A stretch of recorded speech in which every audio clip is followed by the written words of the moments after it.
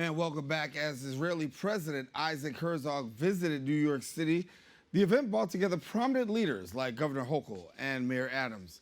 Meanwhile, outside of the offices of the American Friends of Adarat Kohanim, I should say, a powerful demonstration took place. Over 500 New Yorkers took place and participated in the rally to protest the escalating Israeli settler violence against Palestinians in the West Bank.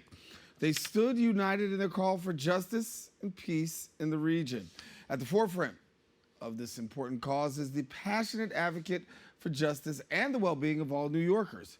Today, we're honored to have a respected assembly member with us who's introduced groundbreaking legislation to address this issue head-on. Joining us to share their point of view on the matter, we're joined by New York State Assemblymember of District 36, Zohran Mamdani. And thank you, Assemblymember, for joining us. Thank you so much for having me. It's a pleasure. Sorry about that. I had a little delay in my ear. But listen, as we talk about the Israeli-Palestinian conflict, it's huge. And we know that, it's a hotly contested matter. But let's get your take on where we are today and what we're seeing, because as we talked a little bit in the lead, protesters outside, but give us your perspective.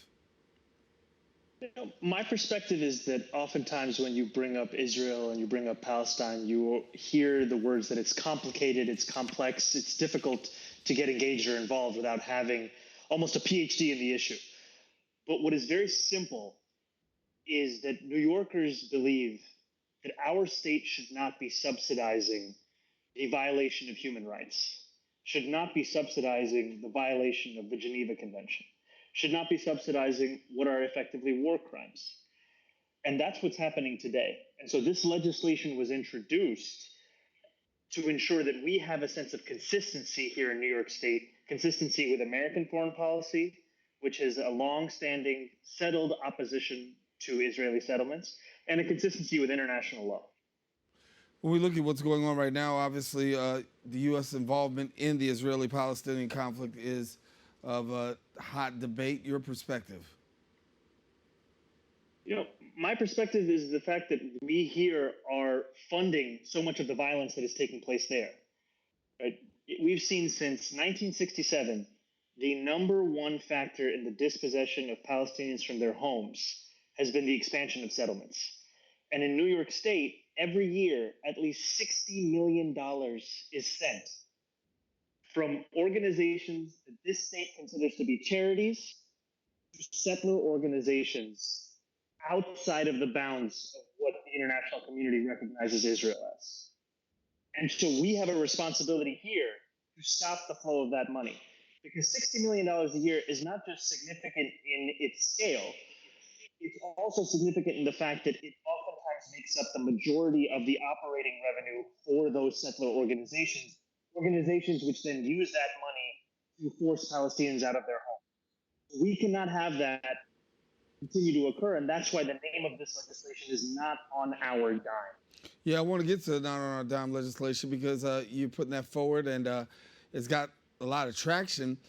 Give us just basically the background to the bill for somebody who may not be so familiar. We talked in part much about it, but I want our viewers to be in full scope to know exactly the background to the legislation and what you're asking from to be passed by your fellow elected officials. Absolutely. So the situation as it is today is that we have a number of organizations that are registered as charities in New York State, and that registration falls under the jurisdiction of New York State law. Now, we know, looking at these organizations, that they are not in any way engaging in a charitable purpose. So late last year, a number of organizers and groups with the findings of their research of how these charities were engaging in violations of international human rights and how New York State was allowing that to take place. So what this legislation does at its core is that it makes explicit in the law that if you are an organization that is financing the violation of the Geneva Convention specific to settlements, Israeli settlements, that is not a charitable purpose. And if you ask an average New Yorker on the street if they believe that expelling people from their homes or creating religious specific settlements on the sites of occupied land is a charitable purpose, they will tell you obviously it's not. And so what we are doing is bringing that reality in line with New York State law. And there is some conflict here because you do have those who actually say that, that there's a ploy to demonize Jewish charities with connections to Israel. How do you answer? I think first and foremost, that response to this legislation is a mischaracterization of what this legislation does. And the reason it's a mischaracterization is because there's an understanding that you can't actually oppose this legislation on what it actually says. If we get to the issue of Jewish charities in Israel, that's not what this legislation is about. It's not about what happens within Israel. It's about what happens in the settlements. And the settlements are not understood by international consensus to be a part of Israel. They are actually on occupied Palestinian territory. Now, if you are a charity that is doing work within Israel as well as in the settlements and violating international law on the latter case, then you need to stop doing the second. Because it doesn't matter how many things that you do that are legally permissible. If you're engaging in any illegal act, that needs to stop. That is an understanding of how we operate on all other issues. But when it comes to this one, for some reason, people are asking for a double standard. I would also just say there have been a number of attempts to say that this legislation is in opposition to the Jewish community in this country, the Jewish community in New York State. That is not the case.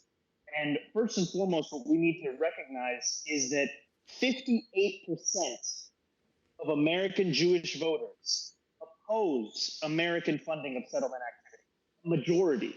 This legislation is in line with the wishes of the majority of American Jewish voters in this country. And any attempts to paint it otherwise are simply mischaracterizations. Yeah. With the legislation, let's go to it right quickly. Those who may be impacted by settlement funding groups to seek damages and court orders to shut them down. Now, the question that people are asking is, how do you make sure that this provision not misused, not exploited? How do we go about making this happen?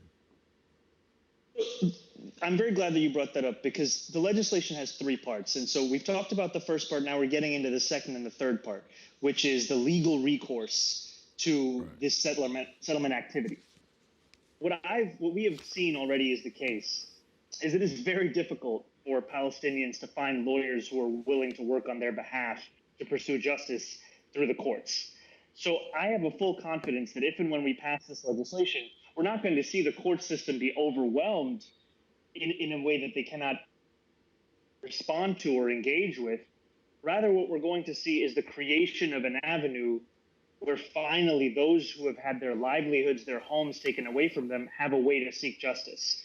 And I have full confidence in our court system that we'll be able to sort between those which are spurious claims and those which are legitimate claims. Yeah. You got people on this side of the table that say, hey, I understand where you're coming from. Then you have other people on the side of the table who sit the same seat I sit in and say, I see a little bit different. I see possibly the fact that when it comes to the Israeli-U.S. relations, this could be something that could actually tank U.S.-Israeli relations. How do you answer those? I think that this legislation in and of itself may not be able to fundamentally change American and Israeli relations, but what it seeks to do is change our complicity here in New York State. And I think to the core of your question, if it is a relationship built on the facilitation and the funding of injustice, then it is not a relationship that should be maintained. Relationships should be maintained on the basis of shared values. And here in New York State, we value human rights, we value justice, we value equality in front of the law. And we are seeing that our values and our practices are out of step. And it is my job as a legislator and the job of every legislator to ensure that there is a consistency between both of those things.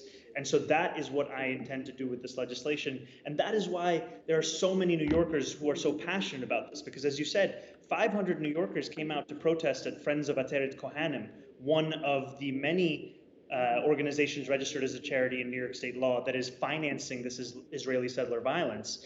But also, we've had more than 5,000 letters sent by New Yorkers to their state legislators asking them to support this legislation.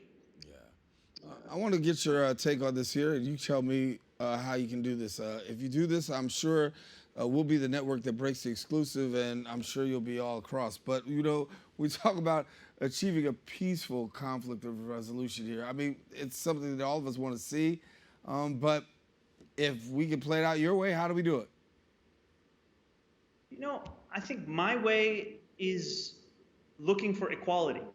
That's the key thing. It's not for me to determine, you know, how much of the land will go this way or how it'll be governed. Or I mean, the key thing is that no matter what future we have, it is a future where every single person enjoys equality. Because what we have seen is for far too long, we have hidden behind words and ideas that at their core ask for a legal inequality or a social inequality or a political inequality. And what I fight for here in New York State is what I fight for anywhere in the world, which is full equality under the law. And so that's what I hope to see. And I think that as a New York State legislator, my job, my role is to ensure that what we do in this state is reflective of our values. And so far, what we have been allowing to happen through our state has been the rejection of equality, has been in fact the facilitation and the funding of inequality through dispossession of both legal means as well as violent physical means. And that's not something that we can allow to continue any longer. Let's talk about where the legislation is before we get out of here, and give us a little bit of an insight as to where it is on the process and what do you see happening in the near future. So we introduced this legislation towards the end of the last legislative session, and we understand this to be a multi-year campaign. This is going to be a piece of legislation that faces a long road to passage, and the reason for that is so often in our state and in our country, when you dare to speak about human rights and you dare them to apply to Palestinians, you are hit with a number of mischaracterizations along the way, and that extends the journey. But I have full confidence that we are going to build a constituency and a coalition that will be undeniable in calling for human rights for all, applicable to Palestinians, and to ensure that in this state, we do not subsidize the violation of human rights. Yeah, what does that coalition look like so far? Can you tell us numbers? Absolutely. I mean, you know, I've mentioned the fact that 5,000 people have sent letters to their legislators. 500 people have come out for a protest in Herald Square on a weekday afternoon. And we are looking to have town halls across New York City over the rest of the summer and into the fall. And I'm very confident that we're going to see a coalition of New Yorkers that is reflective of the original set of groups that brought this legislation to my office, groups that include Jewish Voices for Peace, Center for Constitutional Rights, the U.S. Campaign for Palestinian Rights, Adala Justice Project. This is a wide breadth across the ideological spectrum as well as across the spectrum of New Yorkers. And that's what we've seen time and again when we talk to New Yorkers is it doesn't matter where you live in this city. It doesn't even matter what your political beliefs are. Oftentimes, all you want to see is a set of consistency and equality and the end of a contradiction. And that's what this legislation will do. And so, how do people tap in to support the legislation and get behind your cause? So the number one way I would say is go to our website, which is notonourdime.com. And if you're looking to send a letter to your legislator, go to notonourdime.com/take action. Thank you so much. Thank you so much for being with us, and we enjoy having you, and certainly a conversation that's worth having, and we'll continue to do so. All righty. Have a lovely day. You too.